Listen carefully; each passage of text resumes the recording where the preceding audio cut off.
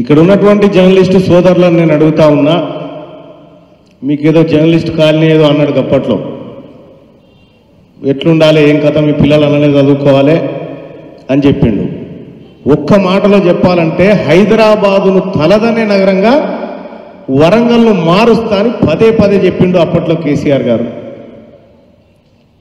నిజంగా ఇవాళ హైదరాబాద్ ఎట్లా ఉంది, వరంగల్ ఎట్లా ఉంది నేను చెప్పాల్సిన పని లేదు. ఇక కేసీఆర్ గారు పార్టీ బీఆర్ఎస్ పార్టీ కంప్లీట్గా ఖతమైపోతా ఉంది, రాష్ట్రంలో కనుమరుగైపోతా ఉంది.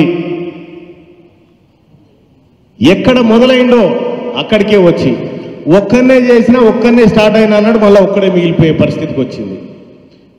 2001లో సిద్దిపేటలో బస్సు గుర్తు మీద పోటీ చేసి మళ్ళీ అదే బస్సు దిక్కైంది. ఎక్కడ ప్రారంభమైందో అక్కడికే వచ్చింది కేసీఆర్ గారి ప్రస్థానం. వరంగల్కు ఇవాళ 912 ఎక్కడ ఓ సీటు గెలిచేది లేదు. అందుకోసమే బీఆర్ఎస్ పార్టీ అభ్యర్థులను దించిండి ఆడాడ. వాళ్ళు ఎవరో తెలియదు, వాళ్ళకు పుట్టుకున్న ఓటేస్తే మనం ఊరు పంట పోస్టులు అనిపించుకోవాలి, ఈయనకు అనిపించిండా అని అన్నాడు. ఆ పరిస్థితికి వస్తుంది.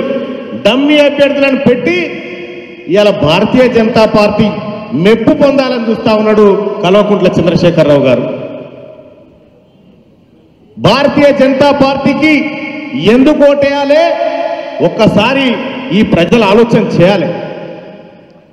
ముఖ్యమంత్రి గారు రేవంత్ రెడ్డి గారు అనేక సార్లు భారతీయ జనతా పార్టీ బీఆర్ఎస్ కుట్రలను బయట పెడుతూనే ఉన్నాడు. నరేంద్ర మోడీ గారి మేనిఫెస్టోలో, బీజేపీ మేనిఫెస్టోలో ఒక మాట రాసి ఏమని, మరో 5 ఏళ్ల పాటు ఉచిత రేషన్ ఎంతమందికి ఇస్తారు సార్ అంటే, ఈ దేశంలో 80 కోట్ల మందికి ఇస్తాము అంటున్నాడు. అంటే 80 కోట్ల మంది పేదరికంలో ఉన్నట్టే కదా లెక్కలు. ఇంకా 5 ఏళ్ల పాటు ఇలా పేదరికం ఉంచుతా అని చెప్తున్నట్టుగా. భారతదేశంలో